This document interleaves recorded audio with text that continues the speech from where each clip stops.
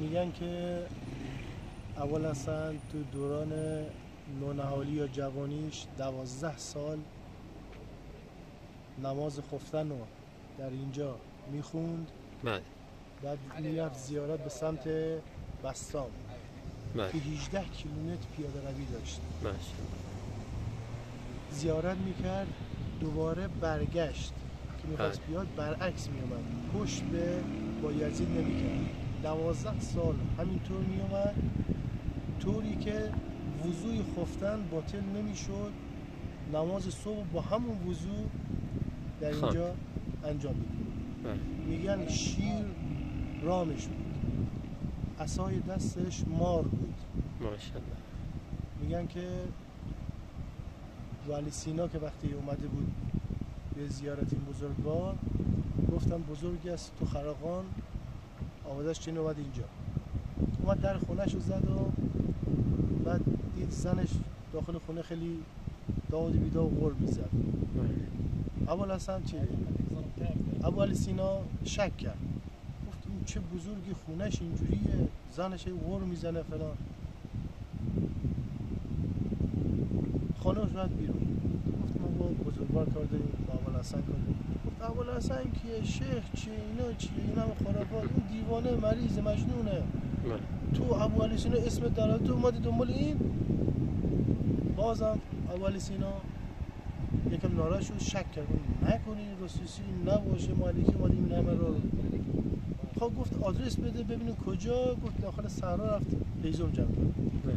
اینم بزرگوار ابو علی سینا رفت داخل صحرا که هیزم جمع کنه. چه رفتن صحرا ببینیم کجا، دید داخل صحرا داره میاد. دید شیری بار هیزم رو پشتشه، بعد عصای دستش هم ماریه میزنه به شیره میاد. اول اصلا چه بالی سین نگاش کرد و گفت یعنیش این چه داستانیه، اون خونه اون بود، این چه داستانیه. بازم شک کرد. سلامی که رد و بدل نشد، اول اصلا خب میدونست چه اتفاق افتاد خونه دیگه. و همچون مایی که موتی خرانی در خانه هستیم، همچون شیری باید کار خر را بکنه در بیابان. بس قبل از اینکه حرف به دهن بیاره فهمید که داخل خونه چه اتفاق افتاد. از علم غیبش به ابو علی سینا گفت. ابو علی سینا فهمید که دیگه حرفی واسه گفتن نداره. ابو سعید اول خیر از مشهد اومد اینجا، بعد گفتش که بیا با هم دیگه رقص سما داشته باشه. رقص سما که میدونی چیه دیگه، عارفان مثلا رقص سما داره. اول اصلا گفت من از این وادی خوشم نمیاد، مثلا سما رو قبول ندارم. هرچی گفت فلان چیزا قبول نکرد.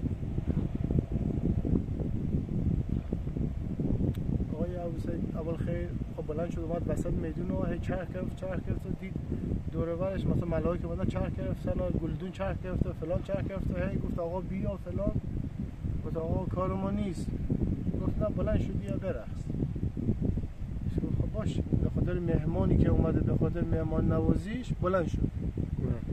همین که عباس از دوشش برد دست بازو رفت، دید کل این کائنات داره میچرخه.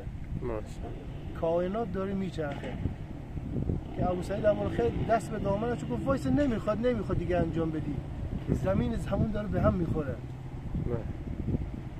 وایساد چند تا از زیاد داره، روایت زیاده.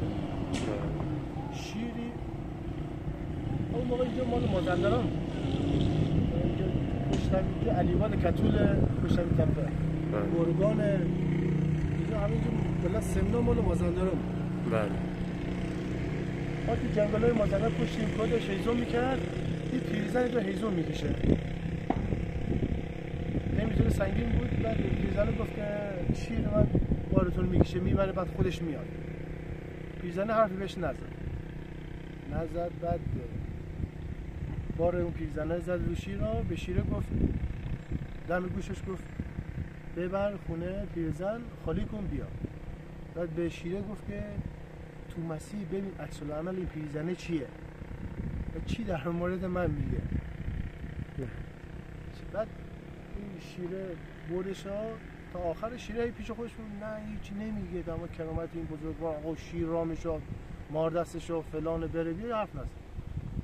تا شیر رو خالی کرد بارشو، بعدش برگشت داشت میکرد اومد بیرون، شیر نگاش کرد پیرزنه رو، دید نه پیرزنه چی نمیره.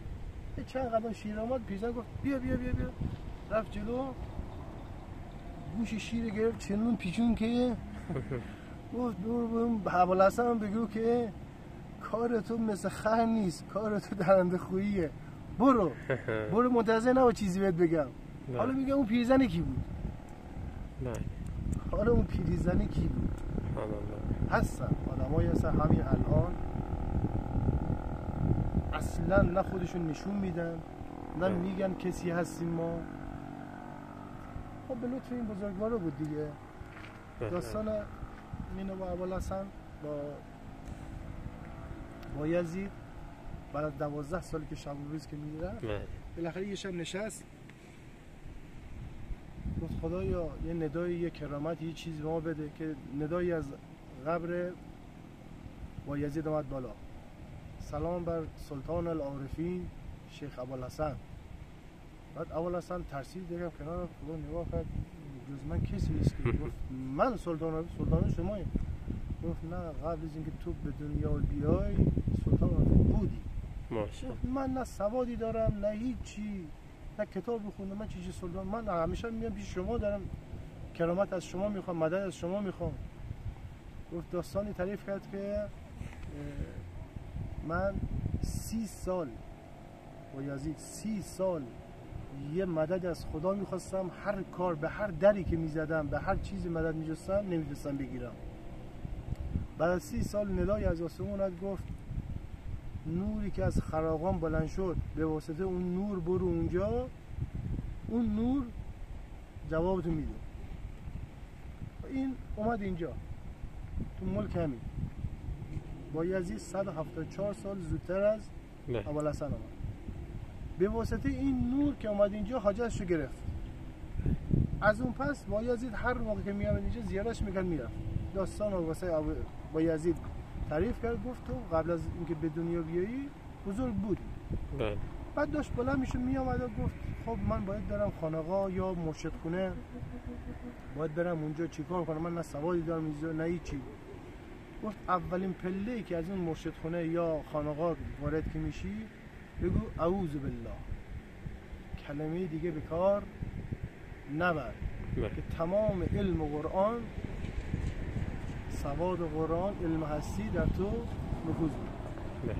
این بزرگوار اومد با اولین قدمی گفت اعوذ بالله و وارد شد. بزرگانی که داخل بودن و میدیدن دیگه این چه نور عظیمی که اومد داخل، دیگه همه مرید این شدن و تا الان هم که دیگه ماشاءالله دیگه از هر جای جهان که بگی مریداش میان اینجا سر میزنن دیگه.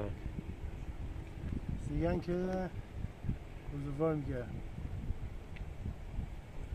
هر که به دل به من نزدیک بشه هدیه من بهش باد و خاک و آبه. یعنی که رول ارز قدرت سلیمان و یا رو آب بودن، این سه قدرت رو هدیه بهش میده. باشه به حال اون کسی که این سه هدیه رو ازش میده. خیلی متشکرم. خیلی چیزای دیگه انشالله دست شما راضی باشه. شما به دستش میده.